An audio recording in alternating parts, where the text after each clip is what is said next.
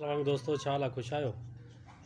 सदाईं मुंहिंजो इहो असूलु रहियो आहे ऐं इहो मां पंहिंजो फ़र्ज़ु बि सम्झंदो आहियां त जेको मां पढ़ंदो आहियां उहो लिखत राइटिंग जे ज़रिए फेसबुक ते रखंदो आहियां ऐं किताब जो नालो लिखंदो आहियां, चूंड लिखी करे पंहिंजो नालो लिखी करे ऐं उहा जेकी शइ मूंखे सम्झ में ईंदी आहे कुझु सीटूं उहे मां तव्हां सां शेयर कंदो आहियां। पर हींअर जेको सिलसिलो मां शुरू कयो त मां चयो हींअर थोरो वीडियो पंहिंजो भरिजे ऐं जेकी किताब अंदरि जेकी शइ लिखियलु आहे उहा तव्हां ॾाढो पेश कजे ऐं उहो मां पंहिंजो फ़र्ज़ु थो सम्झां। जेको मूं वटि इल्मु अचे थो, मूं वटि इल्मु जेको पुॼे थो उहो तव्हां सां वंडिया, तव्हां सां शेयर कयां, मुंहिंजो फ़र्ज़ु थो थिए इहो।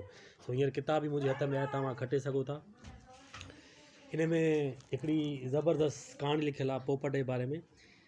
पोपट जो मिसाल ॾिनो वियो आहे त बायोलॉजीअ जो उस्तादु हिकु भेरो ॿारनि खे ॿुधायो त पोपट कीअं पंहिंजो खोल टोड़े ॿाहिरि ईंदो आहे। उनखां पोइ हिन हिकु खोल संदसि साम्हूं रखी छॾियो ऐं खेनि ॿुधायो त 2 कलाकनि खां पोइ उन मंझां पोपट निकिरंदो। हिन खेनि तनबीह कई, तनबीह माना हिदायत कई, तनबीह कई त खोल टोड़ में को बि पोपट जी मदद न करे। उहो चई उस्तादु क्लास खां ॿाहिरि हलियो वियो। ठीकु 2 कलाकनि खां पोइ खोल टुटणु लॻो ऐं उन मंझां पोपट ॿाहिरि निकिरण जी कोशिशि करणु लॻो। संदसि हालत ॾिसी हिकिड़े छोकिरे खे संदसि मथां रहम आयो ऐं हुन उस्ताद जी कयल हिदायत खे नज़रअंदाज़ कंदे खोल टोड़ में पोपट जी मदद कई। पोपट आज़ादु त थी वियो पर कुझु देरि खां पोइ मरी वियो।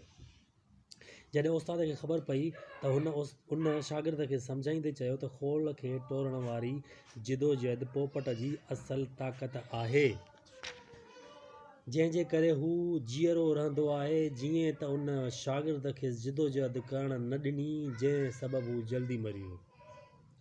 इहो ई असूलु, जीअं मां सवेर तव्हांखे चयो त इहो ई असूलु असांखे पंहिंजी ज़िंदगीअ ते लागू, इहो ई असूलु पंहिंजी ज़िंदगीअ ते लागू करियो। ज़िंदगीअ में जेको कुझु बि अहम आहे, क़दुरु लाइक़ु आहे ऐं क़ीमती आहे उहो जिदोजहद खां सवाइ हासिलु कोन थींदो आहे। महिनत कंदव, जिदोजहद कंदव, कंहिं मंज़िल ते पुॼंदव, कंहिं मुक़ाम ते पुॼंदव। तव्हां वटि कार बि हूंदी, तव्हां वटि बंगलो बि हूंदो ऐं तव्हां वटि दौलत हूंदी, जिदोजहद खां सवाइ इहा शइ न मिलंदी।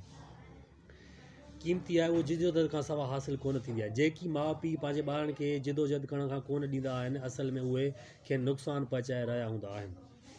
काफ़ी सारा वालिदैन अहिड़ा हूंदा आहिनि जेके पंहिंजी औलाद खे जिदोजहद करणु न ॾींदा आहिनि।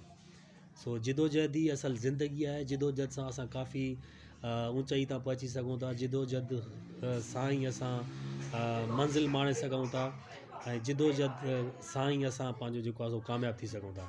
हीअ नंढड़ी कहाणी आहे, उमेद आहे तव्हांखे पसंदि ईंदी। इहो जेको नंढिड़ो इल्मु मूं वटि आहे उहो तव्हां सां शेयर कयो, उमेद आहे तव्हांखे पसंदि आयो हूंदो ऐं तमामु वॾी महिरबानी आहे। मुंहिंजी इहा कोशिशि रहंदी त हीअ जेके बि किताब पढ़ां कॾहिं कॾहिं लिखत जे ज़रिए ऐं कॾहिं रूबरू अची करे वीडियो रखी करे ऐं तव्हां सां शेयर कयां। वॾी महिरबानी, लख थोरा।